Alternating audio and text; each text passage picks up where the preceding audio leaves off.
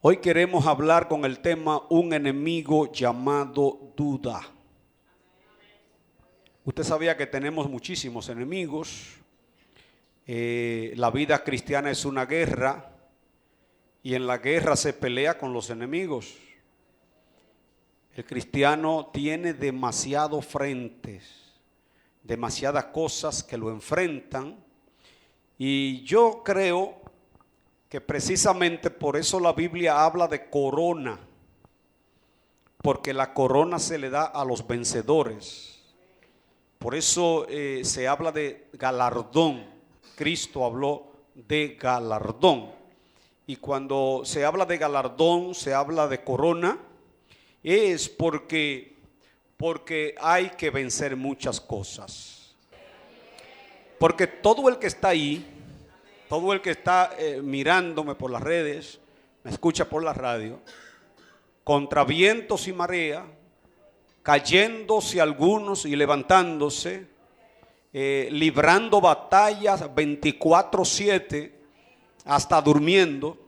Es una pelea. Por eso Pablo al final dijo: he peleado la buena batalla, he acabado la carrera, por lo demás me está guardada la corona. Pero ¿por qué me van a dar la corona? Porque acabé la carrera y me mantuve peleando hasta el último día de mi vida. Entonces este enemigo llamado duda nos visita a todos. Óyelo bien. La duda, la incredulidad estuvo presente en todos los hombres de Dios. Todos. Usted analiza Abraham, Moisés, Elías, todos ellos pasaron por un momento en su vida donde la duda lo visitó. En Lucas 7:18 tenemos ahí un caso donde dice: los discípulos de Juan le dieron las nuevas de todas estas cosas, y llamó Juan 2 de sus discípulos. 2. ¿Por qué 2? Eran muchos discípulos. Juan estaba preso. Ahí en la cárcel mucha gente lo iba a visitar. Pero de eso que fueron a visitarlo, Juan eligió a 2 y lo llamó aparte. ¿Para qué lo llamó aparte? Dice que lo llamó para enviarlo a hacerle una pregunta a Cristo, a formularle una pregunta que parece que Juan, es lo que yo entiendo, no quería que todos se dieran cuenta de su momento de debilidad. Tremendo eso. Él está siendo visitado por la duda en la cárcel. Es un enemigo que te visita, y especialmente cuando te llegan problemas. Ese enemigo se presenta cuando está la enfermedad y te dice al oído: fulano di que se sanó, pero yo como que no creo que me sane. Se han muerto demasiada gente de esa enfermedad, y el enemigo te bombardea, te llena la cabeza. Yo creo que no salgo de esta crisis. Yo creo que mi esposo no cambiará. Yo creo que mi hijo se morirá en la calle. Eso tú no lo pronuncias, pero está en tu cabeza constantemente. Entonces eso hay que combatirlo. Mire cómo Juan dice: parece que él no quería que se dieran cuenta de esa duda que tenía sobre Cristo. Coge a 2 discípulos y le dice: vayan donde Jesús y pregúntenle: ¿eres tú el que había de venir, o esperaremos a otro? Pero ¿saben quién está diciendo eso? Aquel que cuando estaba bautizando a las prostitutas, bautizando a los publicanos en el Jordán y haciendo toda esta ceremonia que era diario que la hacía, un día viene Cristo caminando hacia él y parece que ese día Juan detuvo el bautismo, todo se paralizó, levantó el dedo, le apuntó y delante de una multitud que había ahí dijo: ahí viene el Cordero de Dios que quita el pecado del mundo. Pero lo bautizó y cuando lo sube del agua, dice que una paloma bajó del cielo, se le puso en la cabeza y una voz se oyó allá arriba que decía: este es mi Hijo amado, en el que tengo complacencia. Y la paloma, símbolo del Espíritu Santo, se le pone en la cabeza, la voz del Padre arriba, la Trinidad se juntó en el Jordán y Juan fue testigo de eso. Pero más adelante él mismo dice: yo no le conocía, pero el que me mandó a bautizar me dijo: sobre quien descienda la paloma y se quede sobre él, ese es el que bautiza con Espíritu Santo y con fuego. Dale fuerte el aplauso al Señor. Lo que indica que cuando Juan el Bautista manda preguntar a Cristo: ¿eres tú o seguimos esperando a otro? Fíjense, para que no subestime a este enemigo, que a este hombre que oyó la voz de Dios, la duda logró convencerlo de que cuidado si me equivoqué. Cuidado si no es él. Yo sé que viene el Mesías. Y ya yo dije que el que viene tras de mí, yo no soy digno de desatarle la correa de los zapatos. Pero algo está trabajando en mi mente y estoy como dudoso si es él o esperamos a otro. Cristo, que tenía tanta ética, educación y respetaba los ministerios, no le habló mal. Solamente cuando le dijeron eso, Cristo dice: en esa misma hora sanó a muchos de enfermedades y plagas y de espíritus malos, y a muchos ciegos les dio la vista. Estamos hablando que los que vienen a preguntarle a Cristo se encuentran con un escenario donde Cristo está haciendo todo lo que vino a hacer a esta tierra: a libertar a los cautivos, a sanar a los enfermos, a salvar a los pecadores, a quitarle al diablo lo que él tiene agarrado. Como dijo él mismo: el diablo viene a matar, robar y destruir. Yo vine a dar vida y vida en abundancia. Todo lo que el diablo dañó, yo vine a arreglarlo.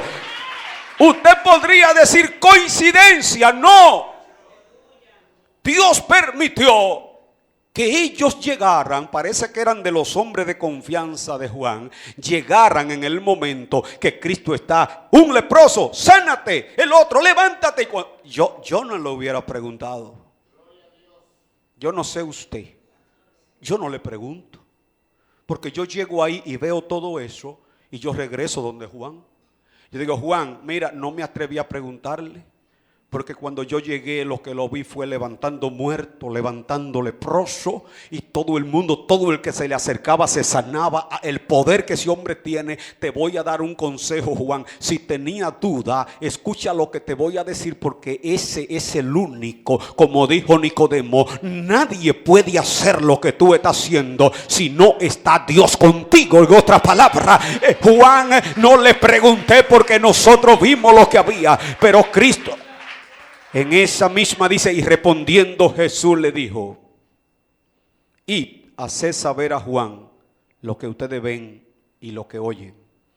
Los ciegos ven, los cojos andan, los leprosos son limpiados, los sordos oyen, los muertos son resucitados, y a los pobres le es anunciado el evangelio. ¿Qué está diciéndole Cristo? Cumplimiento de lo que dice Isaías. Lo dice bien claro: vine a libertar a los cautivos. Ahora, la pregunta es, si Juan casi termina negando lo que fue al Mesías en lo que la palabra enseñaba, a ti y a mí nos van a llegar momentos en los que la duda casi nos va a vencer. Pero ¿qué es lo que yo quiero en esta hora? Que usted lo identifique como un enemigo. Y lo que usted va a hacer para poder vencer la duda es, como dijo alguien, alimenta bien tu fe y deja que la duda se muera de hambre. O sea, la duda impide a Dios hacer lo que quiere hacer por ti. Yo voy a ver si te lo puedo explicar.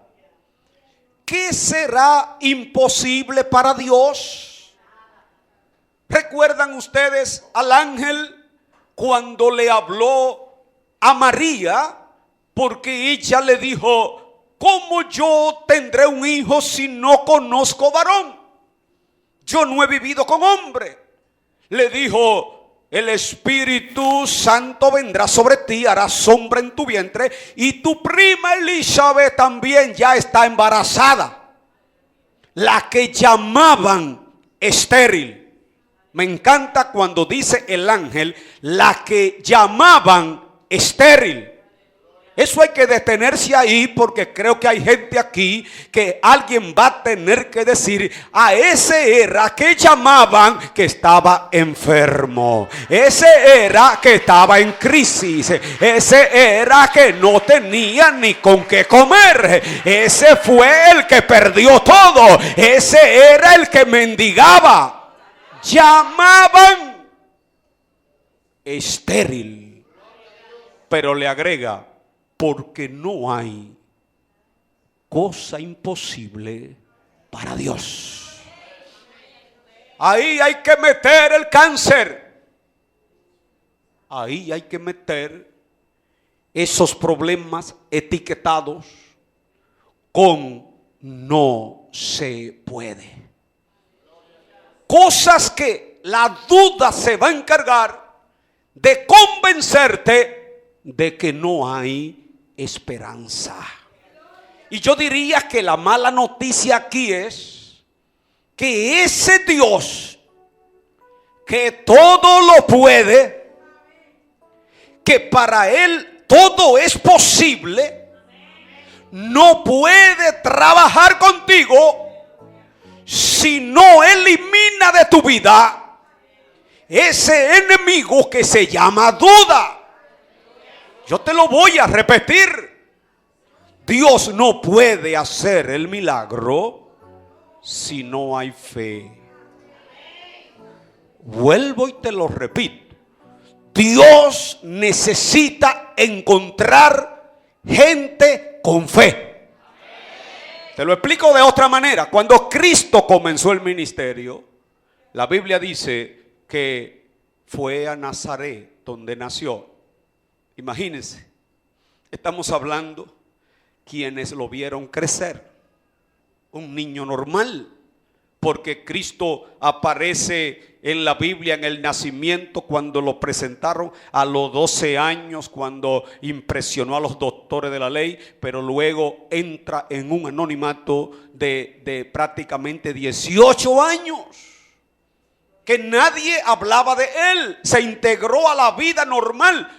Trabajaba carpintería con su papá, un muchacho normal. De repente, a los 30 años, cuando llegó el cumplimiento del tiempo, porque Dios trabaja en su calendario.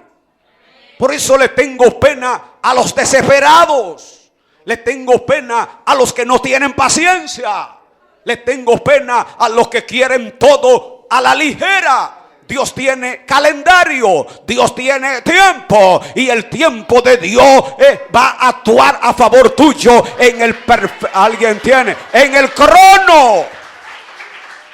30 años. A los 30 años Cristo llega y se sienta en la sinagoga, en el templo, sentado como uno más. Hasta ese momento era uno más. Pero el ministro que dirigía el culto, de repente lo mira y le dice: me gustaría que tú hoy tengas la palabra. Y dice que le dieron el rollo de Isaías. Y cuando se lo dieron, Cristo lo abrió y dijo: el Espíritu de Jehová está sobre mí, porque me ha enviado a dar buenas nuevas a los pobres, a vendar a los quebrantados, a darle vistas a los ciegos.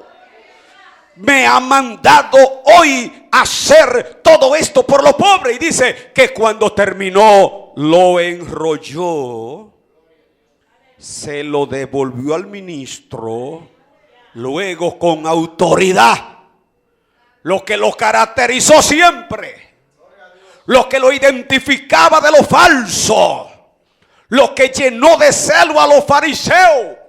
Porque los fariseos se llenaban de celos cuando el pueblo decía: este habla como quien tiene autoridad y no como los escribas y los fariseos. En otras palabras, lo que ese hombre está hablando no es de esta tierra. Lo que ese hombre está hablando nunca lo habíamos oído. Y Cristo, cuando lo ve a todos, dice: todos estaban atentos mirándolo. Y le dijo: hoy se cumplió frente a ustedes esta escritura. Y entonces dice la palabra, y es que me quiero detener: no hizo ahí muchos milagros. Porque ¿sabe lo que ellos decían? Pero ese no es el hijo de José, y ese no es el hijo de María. Pero nosotros conocemos a sus hermanos. Pero ese se crió con nosotros. Y Cristo dijo: no hay profeta sin honra sino en su propia tierra. Y por eso le dijo: ustedes no reciben milagro, y como ustedes son incrédulos, me obligan a mí a llevar los milagros a otros lugares donde me creen. Habían muchas viudas en los tiempos de Elías, y a ninguna fue enviado el profeta, sino a una viuda en Sarepta de Sidón. Habían muchos leprosos en los tiempos de Eliseo, pero solo fue sano Naamán el sirio. Entonces la incredulidad te va a limitar para no recibir el milagro. Si usted analiza, la gran mayoría de gente que necesita un milagro se concentra en el profeta.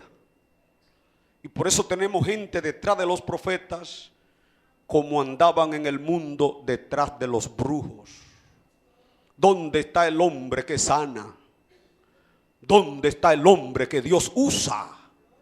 Y a veces esos predicadores que Dios usa son asediados, y a veces tienen que andar hasta con escudero para apartarle a la gente, porque una cantidad de personas comienzan a creer que su milagro va a ocurrir si el profeta lo toca, si el predicador lo toca.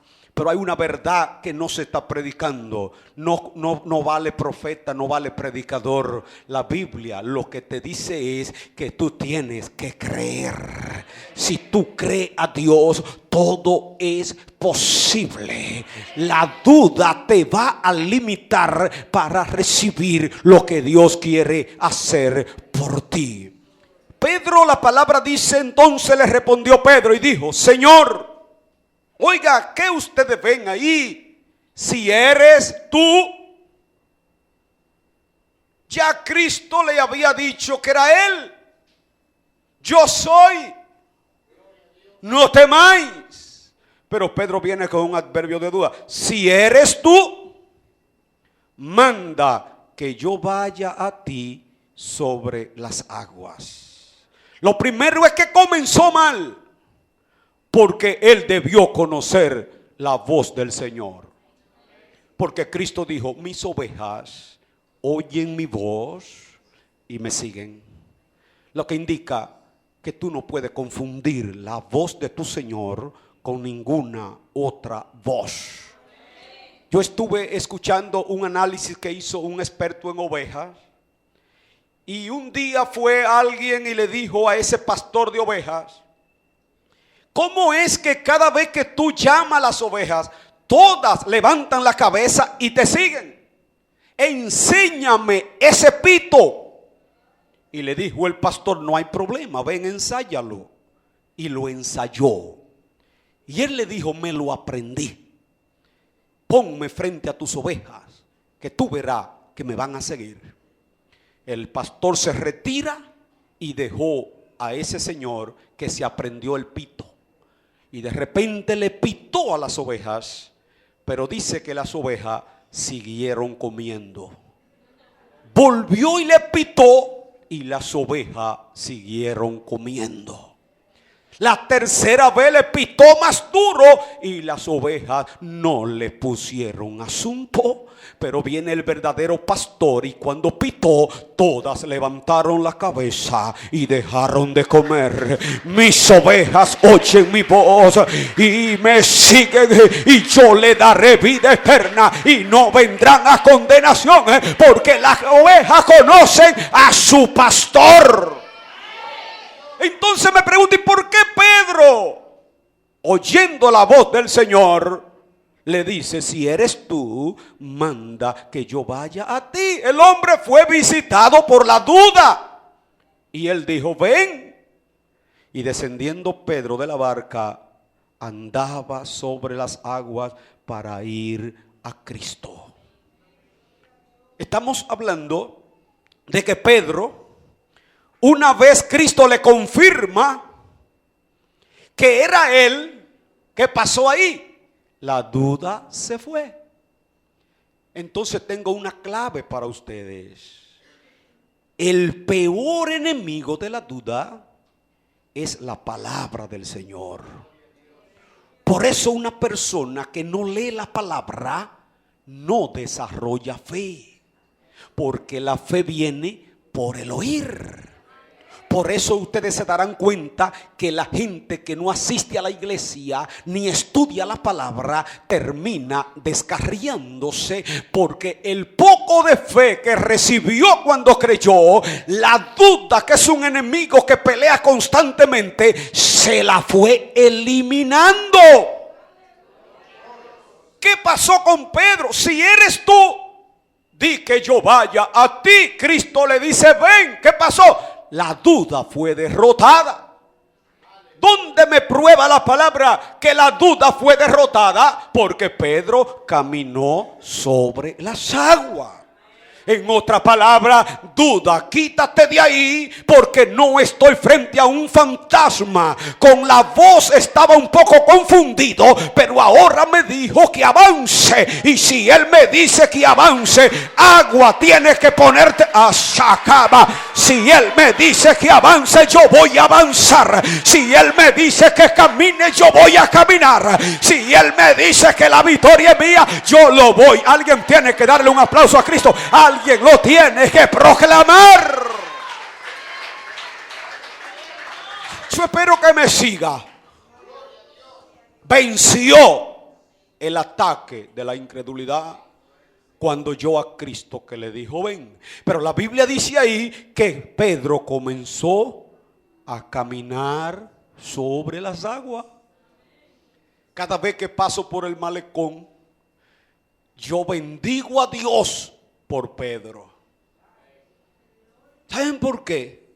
Porque no todos los días aparece alguien capaz de creerle a uno que le llaman carpintero, hijo de María, que le diga: métete a caminar por ahí, ese malecón con el mar guapo. Vaya, inténtelo, ponga un pie, no en la playa, no, en la parte honda, y dé un paso a ver si usted va a caminar. Pedro caminó sobre las aguas. Entonces, ¿qué pasó ahí? Venció la incredulidad. Pero la incredulidad es un enemigo que se retira y vuelve. Y te lo voy a demostrar. Gente que Dios lo sanó ayer, hoy lo visitó otro tipo de enfermedad. Y no están creyendo que el que lo sanó ayer sigue vivo, porque ese no se muere.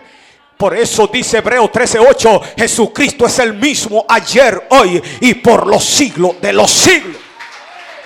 Pero la incredulidad es tan fuerte que gente que oraron por otro y se sanaron, ahora son ellos que están enfermos y no se atreven a creer que el Dios que trabajó con aquel que yo oré no va a trabajar por mí. Así es que yo le puse la mano a otro, ahora me la pongo a mí. Digo, el mismo Cristo que sanó a aquel, ahora sánate cuerpo. Se va toda la enfermedad de mi cuerpo. No, chaca, no puedo estar enfermo. Yo creo que el Cristo que sanó me sana.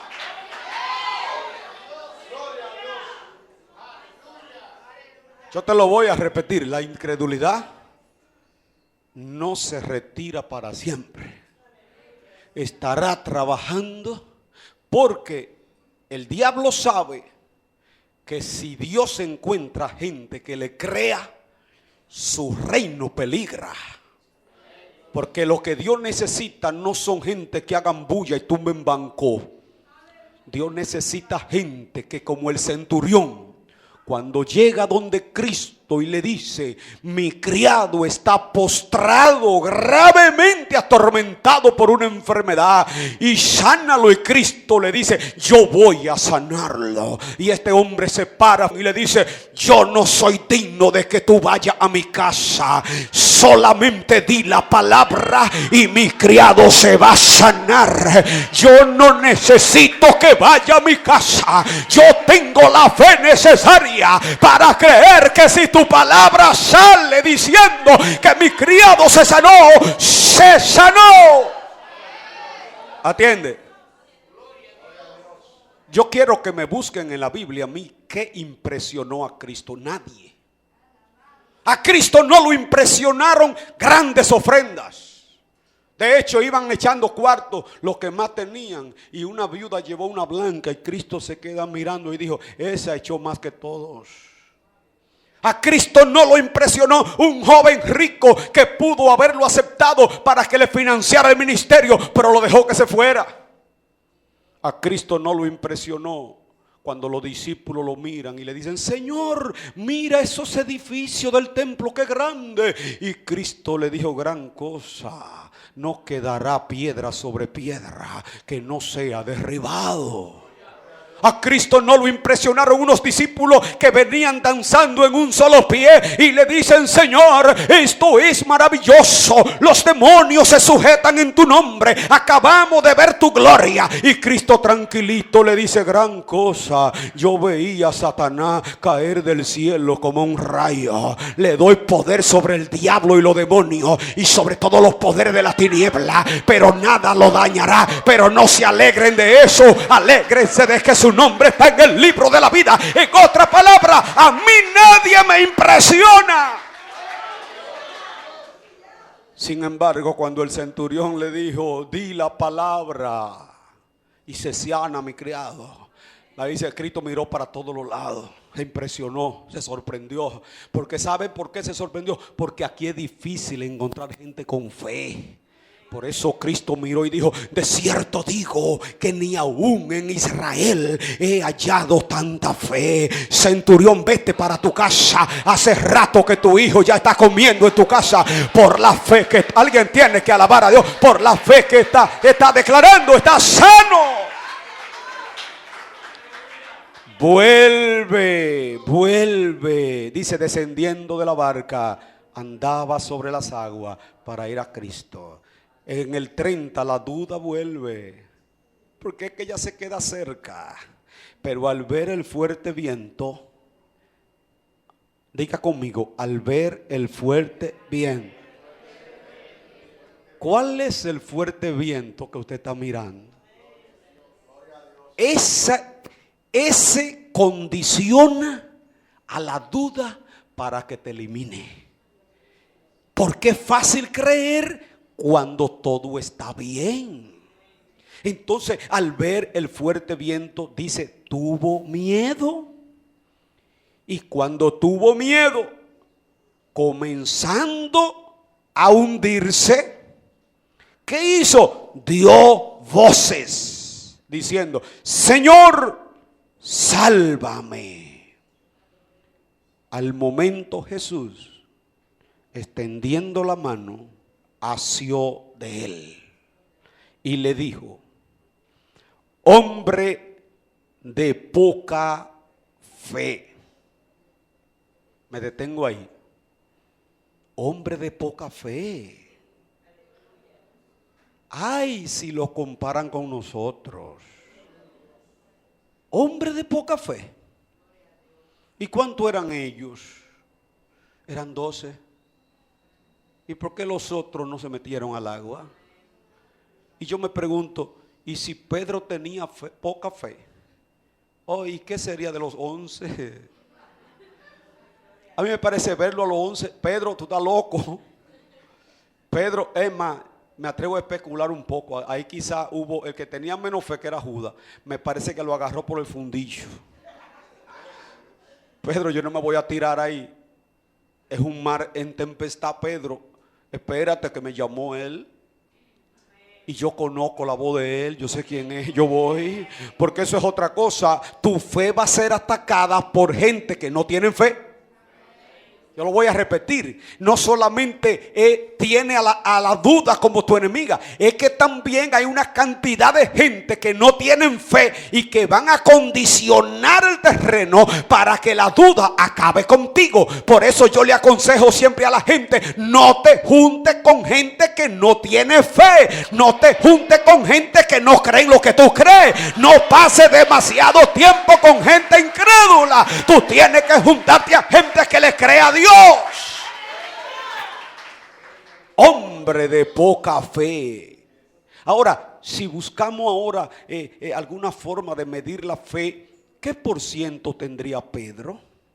Yo no sé qué por ciento era, pero tenía más que yo.